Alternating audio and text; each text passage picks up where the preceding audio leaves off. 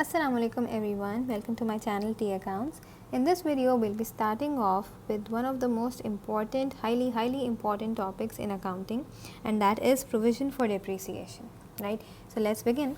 Now if I explain you in very easy and simple words that what actually depreciation is, so depreciation is a fall in the value of your non-current assets, right? That is, your depreciation reduces or it decreases the value of non-current assets, right?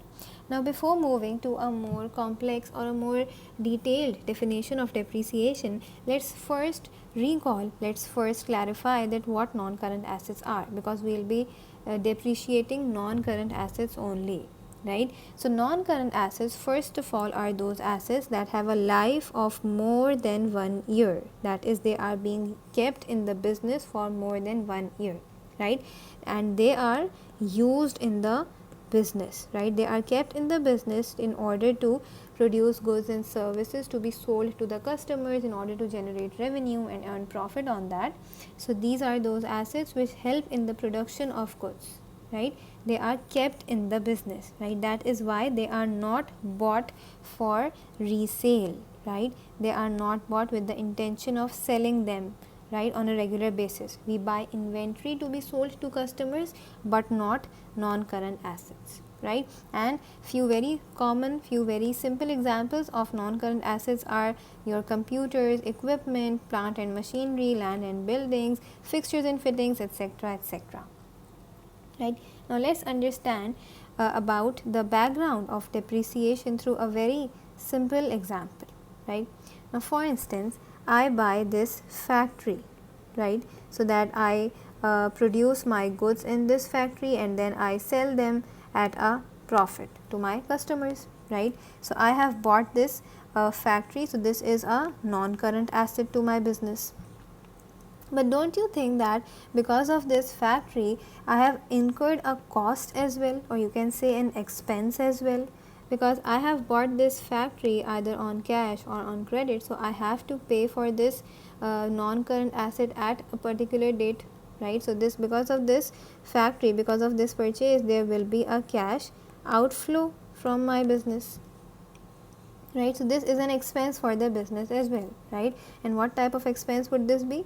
This would be a capital expenditure, right? And to just quickly brief you about what capital expenditures are. So capital expenditures are all those expenses that you incur on the purchase of your non-current asset, right? Or all those expenses, all those costs incurred in order to bring your non-current asset in your premises. Moreover, these also include the expenses incurred on increasing the operational capacity or the efficiency or the production capacity of your non-current assets, right?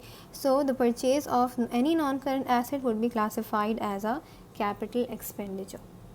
Now, keeping this in mind, what do you think that the purchase of non-current assets, since it is an expense, it should be recorded in one of the very important financial statements, right? Where do we record all the expenses? In the income statement, right? We know that all the expenses and all the revenues are recorded in the income statement. So don't you think that the purchase of a non-current asset, being an expense, should be recorded in the income statement? What do you think, right? Would it be justified to include the full cost, right, the full cost of your non-current asset in the income statement in its year of purchase? What do you think, yes or no? So answer to this question is a big no. We cannot do this, right? That is not how we do accounting. That is, we do not include the full cost of the non-current asset in its year of purchase in the income statement, right? We don't do that, right? Now the question is that why can't we do this if we have just concluded that purchase of a non-current asset is a capital expenditure for the business? Now this is because we know that what type of expenses are shown in the income statement.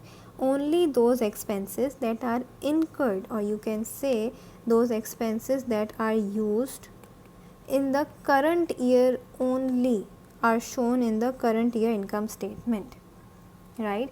That is why we cannot show the cost of non-current asset in its year of purchase in the income statement, right?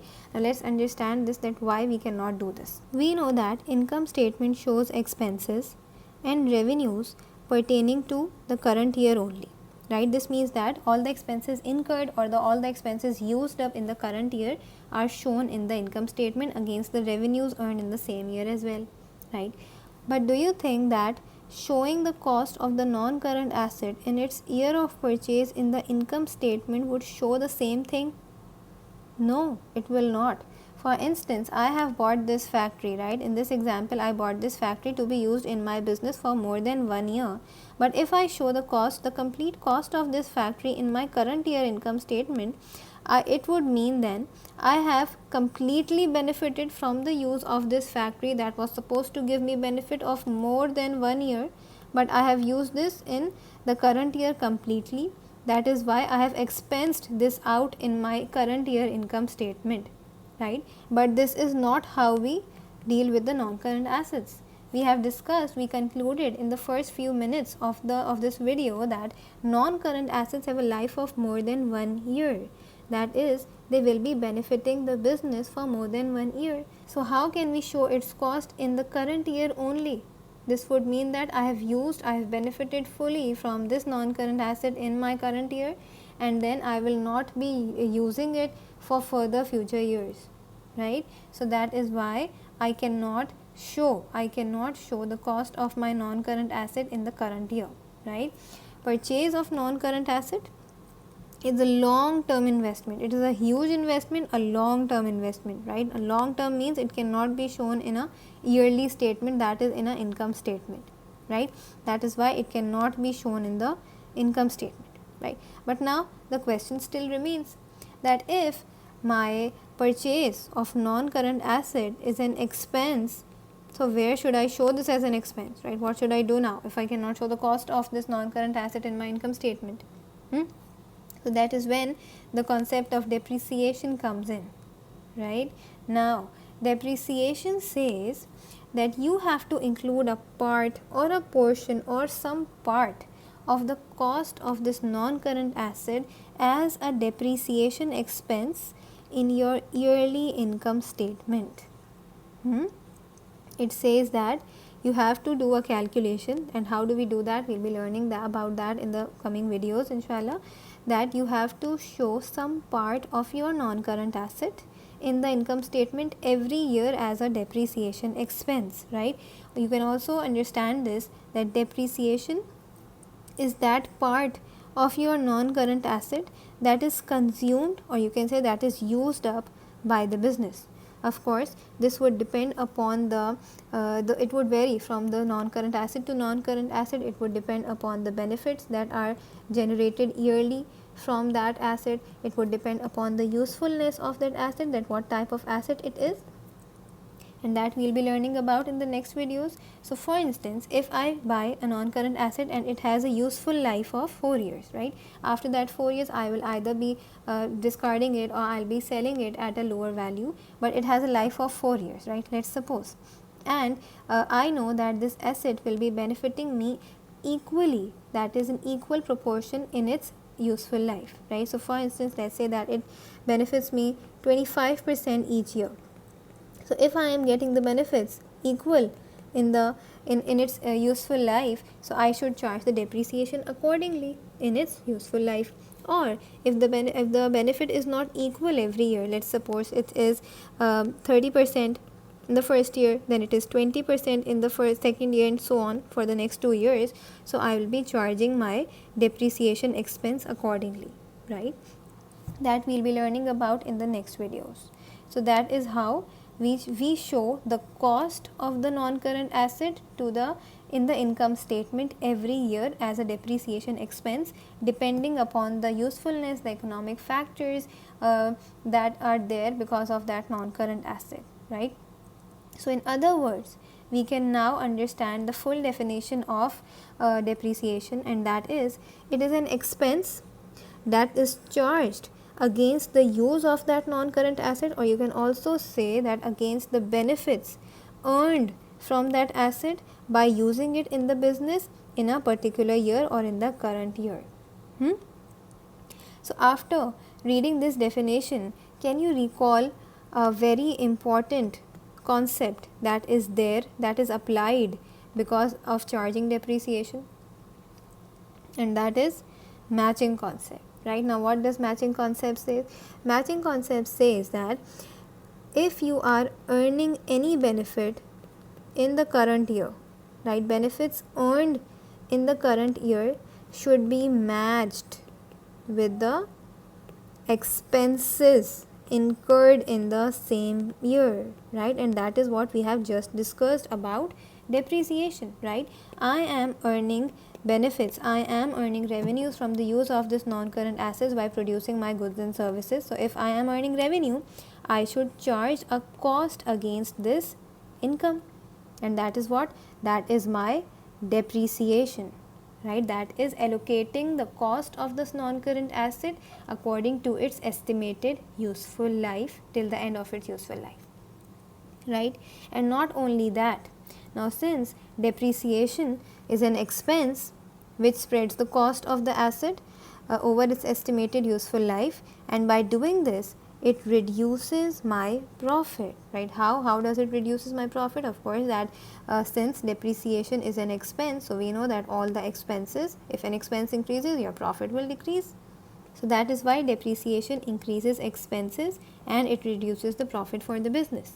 Moreover, it also reduces the value of my non-current assets, right? So for instance, if an asset has a useful life of 5 years, and if after 5 years I have to sell it off, right? So I cannot sell it at the original cost price for which I purchased it for. Of course, it would have reduced in its value, and that is what depreciation was, a fall in the value of a non-current asset. So depreciation reduces the value of a non-current asset. Now, after learning about these two outcomes of depreciation, can you recall another concept that is being applied by charging depreciation? And that is prudence concept, right? Now, what does prudence say? Prudence says that a business should not overstate its assets, and it should also not overstate its profits or its incomes, right? A business should not overstate its assets and its profits. So now, if I am charging depreciation, am I overstating my profits? No, I am rather showing a more realistic image of my profits, that is after the calculation, after the charge of depreciation. So depreciation reduces my profits, it is not overstating my profits. Similarly, it is also not overstating the value of my assets. By charging depreciation, the value of my non-current assets fall, right? So that is how prudence is also being applied in charging depreciation. So what have we discussed in this video? We have discussed that what actually depreciation is and why do we charge depreciation. And why do we charge depreciation? That is because in order to follow, in order to adhere with prudence concept and matching concept, right? Highly important concepts. Right now, in the next videos, we will be learning about the factors leading to depreciation, what are the methods that we use in order to charge depreciation, what are the policies, how do we calculate the net book values, etc., etc. Right? So that's it for this video. See you in the next video. Till then, take care. Allah Hafiz.